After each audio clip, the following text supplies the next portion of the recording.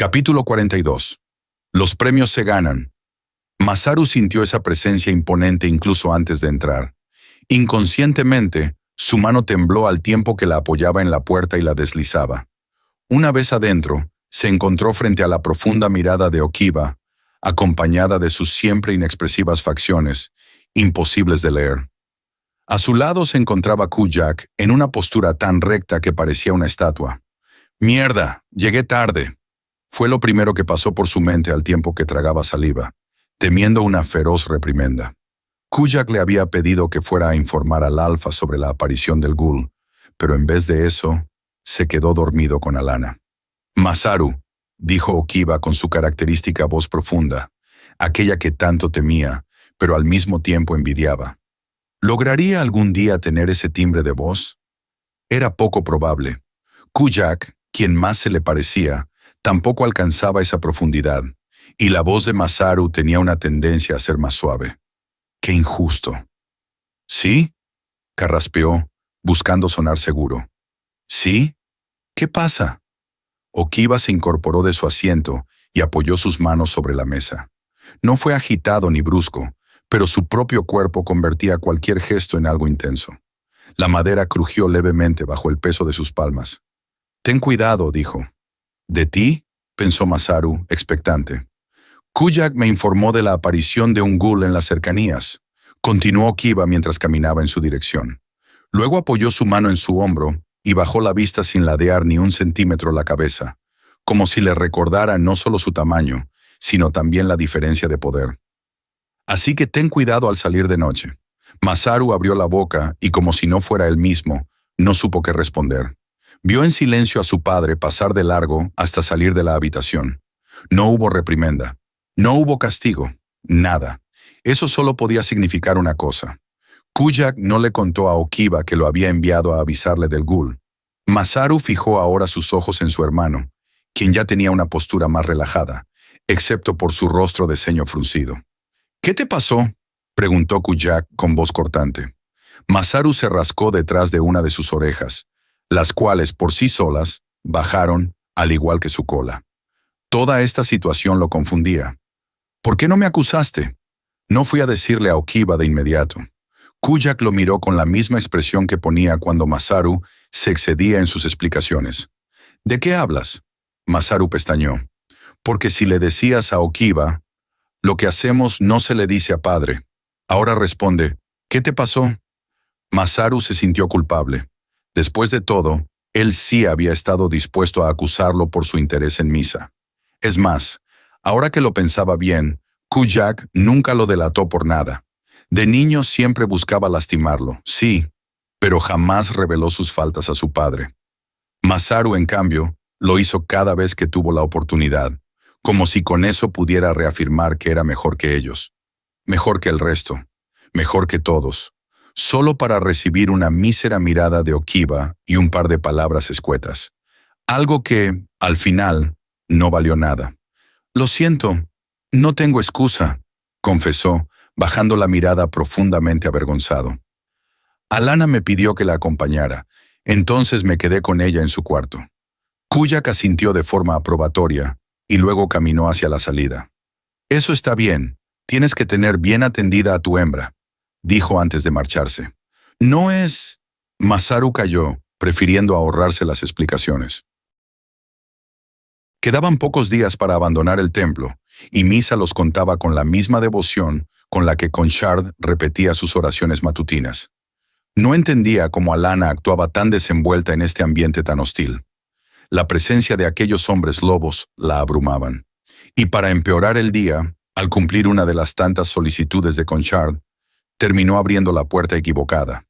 Era difícil no desorientarse en aquellos pasillos laberínticos, pero hasta ahora había tenido la fortuna de no toparse con nadie. Cada vez que le ocurría, cerraba la puerta de inmediato y se alejaba como si temiera que un monstruo pudiera salir de allí.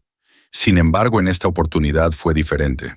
Su expresión de pocos gestos se marcó en una de sorpresa. No se atrevió a cerrar la puerta. Más bien observó cada detalle de lo que había en su interior. Telas de gran calidad, hilos de múltiples colores, estantes repletos de joyas, peluches y accesorios. Aquel cuarto le pareció irradiar feminidad y orden. Sin darse cuenta, sus pasos la llevaron al interior. Supuso que aquella habitación perteneció a su antepasada. Siempre se preguntó cómo había sido ella, su apariencia, su vida antes del matrimonio, sus sueños, pero jamás lo sabría. Su unión con los lobos hizo que su propia familia prácticamente la borrara de cualquier tema de conversación. Por eso, fue sorprendente encontrar su testimonio en el sitio menos pensado. Se llevó una mano al corazón, como un rezo silencioso, con el alivio de que tal vez la vida de su antepasada no fue del todo mala. Con eso en su mente volvió la mirada a la entrada, pero su cuerpo se sobresaltó y un gemido involuntario escapó de sus labios al encontrarse bajo el intenso escrutinio de unos ojos salvajes. Kujak llevaba un tiempo absorto de la realidad, como si hubiera visto un fantasma. Por un instante los recuerdos de ese cuarto cobraron vida. Misa se sintió atrapada bajo esa intensa mirada avellana. Lo había visto en múltiples ocasiones en los pasillos del templo. Había sentido el peso de sus ojos depredadores sobre sus hombros y siempre había tratado de evitarlo. La muchacha buscó desesperadamente una salida, pero él bloqueaba la única existente. Disculpe, se atrevió a decir, aunque no estaba segura de si su voz había sido lo suficientemente audible. Me equivoqué de cuarto. Ya me retiro. Kujak pareció salir de su estupor al escucharla y se apartó de la puerta, mas no como Misa hubiera deseado, ya que en lugar de retirarse, se acercó a ella. La mente de Misa amplificó el sonido de sus pisadas e inconscientemente dio unos cuantos pasos atrás hasta que su talón chocó contra el estante a su espalda. En respuesta, bajó la cabeza y vio las largas piernas de ese ser acortar aún más la distancia entre ambos. Su cuerpo tembló al darse cuenta de que no tenía escapatoria. Kujak quedó frente a ella. Misa alzó la vista y se encontró con su amplio torso, y más arriba, con sus marcadas facciones. Su apariencia imponía. Era una impresión nueva para ella, quien siempre había sido alta para ser mujer, por lo que no estaba acostumbrada a sentirse tan pequeña. «Tu nombre», dijo Kujak con un tono fuerte. Misa jamás había escuchado a un varón con una voz tan potente. «No», murmuró, atemorizada. «¿No?» Misa abrió la boca, pero no pudo articular palabras. «No, no, no», repitió Kujak en un murmullo ronco, como si intentara grabarlo en su memoria. Misa, entrando en pánico, giró su cuerpo un costado para alejarse, pero Kujak se acercó aún más, quedando a escasos centímetros de ella. El cuerpo de Misa se tensó al sentirse atrapada. Kujak estaba demasiado cerca, y el calor que irradiaba su cuerpo, junto con la firmeza de su pecho, la envolvía por completo. Su aroma, una mezcla de bosque, sudor y nieve, se filtró en sus sentidos, provocándole un escalofrío involuntario. Cuando él levantó la mano hacia su rostro, ella cerró los ojos instintivamente, esperando un agravio. Pero en lugar de eso, sintió el roce firme de sus dedos, atrapando un mechón suelto. Su tacto se sentía fuerte, como si le dejara en claro su autoridad. Pero lo cierto es que si no estuviera tan asustada, habría notado la vacilación en sus gestos. La mano que acariciaba su mechón rojo titubeaba. Kujak aún no sabía bien cómo tratar a doncellas como ella, pero estaba decidido en no dejarla ir. Misa volvió a abrir los ojos al no recibir ningún ataque y se encontró frente a aquellos ojos fieros que brillaban con determinación. Se quedó sin aliento al darse cuenta que estaba atrapada en esa mirada. «Ven conmigo», dijo Kujak mirando fascinado el color rojo de su cabello. Lo que para él era como un ruego, para Misa sonó como una orden. «No», dijo ella en su mente cerrando los ojos de golpe. Decidida, se defendió de la única forma que conocía. Se concentró y la magia comenzó a emerger de su cuerpo. Alzó su puño envuelto en una ardiente llamarada que sostuvo casi rozando la nariz de Kujak. «Fufuer», intentó exclamar Misa, pero de sus labios solo salió un murmullo ahogado. Kujak parpadeó de sorpresa ante el calor del hechizo. No estaba acostumbrado a ver la magia. «Entiendo», fue su respuesta y su expresión se volvió más seria. Para él, ella estaba poniendo a prueba su fuerza. Un reto que estaba dispuesto a aceptar. Sin titubear, Kujak atrapó su mano encendida. Las llamas comenzaron a arder y quemar su piel, pero apenas si apretó sus colmillos. No estaba dispuesto a retroceder. Le demostraría que esto no era ningún impedimento para estar juntos. Misa quedó boquiabierta ante aquella inesperada respuesta, y de inmediato su hechizo se disipó de su mano. Sintiendo su pecho apretado, ella vio en la expresión de aquel hombre una sonrisa hambrienta. Su instinto la hizo echarse hacia atrás, tanto como el espacio se lo permitió. Pero su intento de alejarse era inútil, ya que él no se detuvo. Se acercó más y más, hasta que el calor de su cuerpo la invadió por completo. Sus respiraciones se entremezclaron, y el miedo en Misa dio paso a la confusión. Nunca había estado tan cerca de un hombre, y menos de uno como él, uno tan masculino. Aquella experiencia era completamente nueva para ella. Su mente le gritaba que se alejara, pero su cuerpo, traicionero, se quedó inmóvil. Un escalofrío recorrió su espalda cuando el rostro de aquel depredador se acercó al suyo, y pudo sentir su aliento cálido rozar su oído. «Ven conmigo», repitió Kujak. Un rubor ardiente que quiso rivalizar con el color de su cabello pintó su cara. Pero lo que más la perturbaba no era eso, sino el fuego que crepitaba en su interior. De algún modo estaba segura que nada tenía que ver con su magia.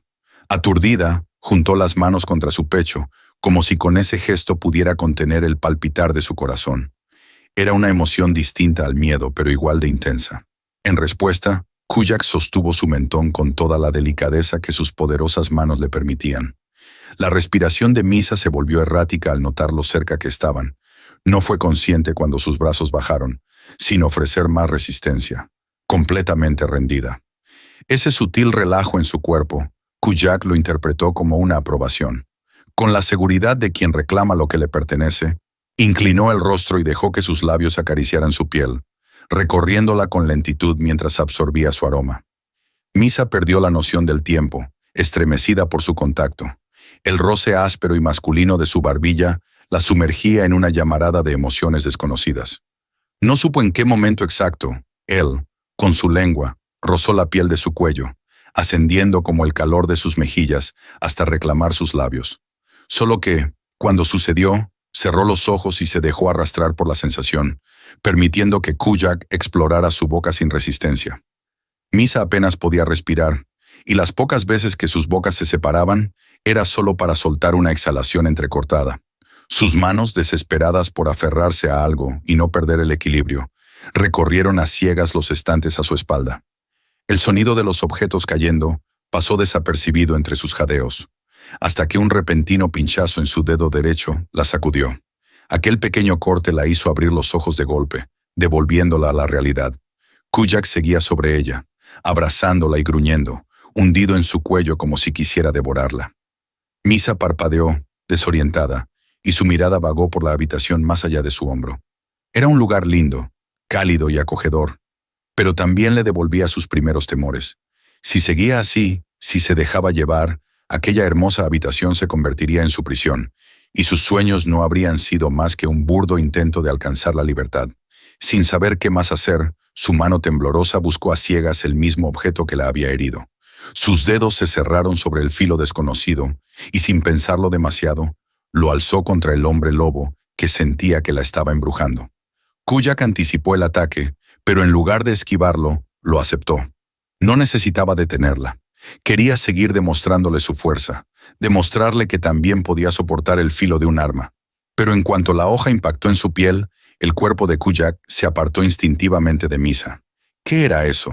Más que un dolor intenso, sintió cómo su fuerza, su lobo, su esencia eran drenados. Un aullido de agonía se agitaba en su interior, descontrolado, obligándolo a contraerse sobre sí mismo. Misa, aprovechando aquel momento, salió corriendo de la habitación sin mirar atrás. Kujak, con un tirón casi desesperado, se arrancó la daga, observando cómo de ella brotaba su sangre. ¿Cómo había logrado atravesarlo tan fácilmente? ¿Por qué le había causado tanto daño? Kujak quedó inquieto, con la respiración agitada y observando la daga. La recordó. De niño siempre sintió curiosidad por ella. ¿Por qué su madre la guardaba en su habitación y no en la armería junto a las demás armas? Un día, cuando su madre aún conservaba su hermosa voz, le contó la emocionante historia de cómo su padre, con una fiereza impresionante, se había enfrentado a un cazador que blandía aquella misma arma, y había salido ileso. Por supuesto, él también quiso intentarlo, Pero los regaños de su madre fueron más intimidantes que su deseo de tocar su filo. Con el paso de los años, la había olvidado hasta ahora. Giró el rostro hacia la puerta por donde no se había marchado, y tenía razones para hacerlo. Él no había superado la prueba. No fue capaz de resistir el filo de un arma de plata. Si su padre lo había logrado antes de estar con su madre, ¿cómo podía él ser menos? Una sonrisa salvaje se dibujó en su rostro. Un nuevo desafío había llegado a su vida. Debía volverse más fuerte, más resistente, y demostrar que, incluso contra aquellas armas de plata, él resistiría.